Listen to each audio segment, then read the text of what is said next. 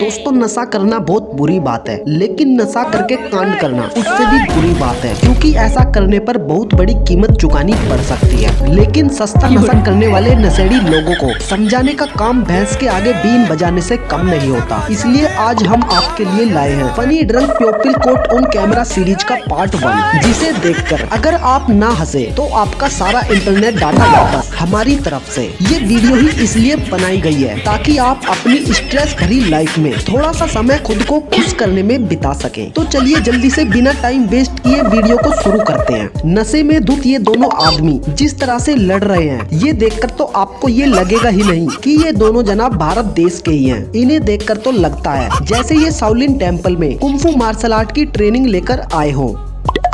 शादी में ऐसे डांस करते हुए तो देखा है, पर नशे में कुंफू फाइट, अरे ये कौन सा तरीका है भाई। वो तो एक आंटी ने आकर इन्हें वहाँ से भगा दिया, वरना ये दोनों पता नहीं कितने दिन तक युद्ध करते रहते। दोस्तों, नशे में लोग पड़ी हुई लकड़ी ना लें, ऐसा तो हो ही नहीं सकता। उड़ता तीर लेने की तो नशेड़ियों की पुरानी आदत होती है। इंसान हो या जानवर, ये नशेड़ी लोग किसी की भी लड़ाई में घुस जाते हैं। अब इस वीडियो को ही देख लो। सड़क पर दो सांड एक दूसरे से भिड़ रहे थे, तभी एंट्री हुई हमारे नए सुपर हीरो की। ये आदमी दोनों सांडों को लड़ने से रोकने लगा, लेकिन तभी सांड ने इसको कई फीट ऊपर उड़ा दिया। बेचारा सोच में ही पड़ गया कि अब सुबह सही से फ्रेश तो हो पाऊंगा ना। नशे में गाड़ी चलाना एक कानूनी जुर्म है, क्योंकि जब इंसान होश में ही नहीं होता तो वो गाड़ी क्या चलाएगा। लेकिन नशे में भैंस पर सवार होना कोई जुर्म नहीं है, ये इस आदमी को अच्छे से पता है। तभी तो इसने भैंस पर बैठकर अपने घर जाने का फैसला किया। लेकिन वो तो बेचारी भैंस शांत स्वभाव की है। अगर ये किसी बैल पर ऐसे बैठ जाता तो आज ये भी हवा में उड़कर आयरन मैन बन गया होता।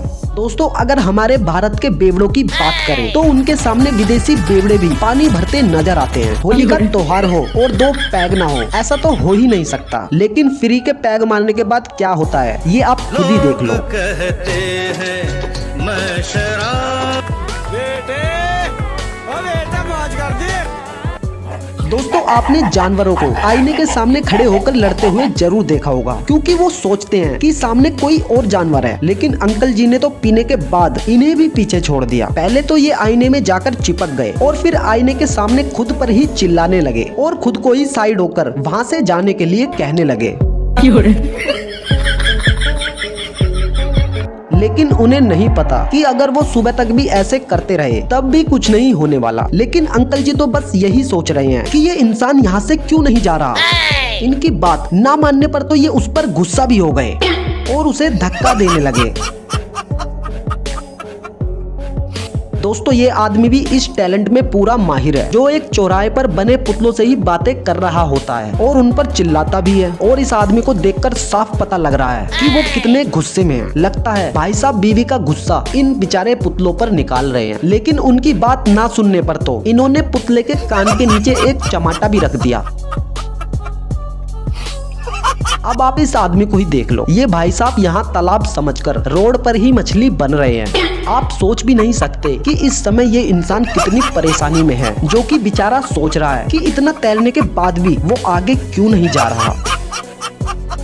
दोस्तों, सबसे बहादुरी भरा काम इंसान नशे में ही कर सकता है, जिसका एक उदाहरण आप अभी देखने जा रहे हो। ये आदमी नशे में धुत होकर एक मगरमच्छ के पास ही बैठ गया और इतना ही नहीं, उससे बातें भी करने लग गया। आसपास के लोगों ने जब इस आदमी को ऐसा करते देखा तो उसे वहाँ से तुरंत हटने को कहा कि भाई साहब पीछे आ जाइए।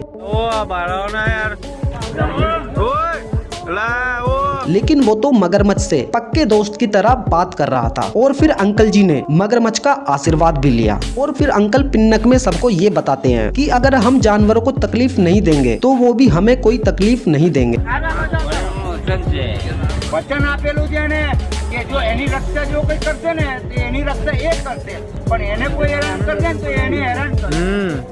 अंकल जी बार बार कभी उसका आशीर्वाद लेते तो कभी उसकी पीठ सहलाते। लेकिन कमाल है, इतनी बार इस अंकल जी के टच करने पर भी मगरमच्छ ने कुछ नहीं किया। काफी देर अंकल जी से बातचीत करने के बाद मगरमच्छ चुपचाप पानी में निकल गया।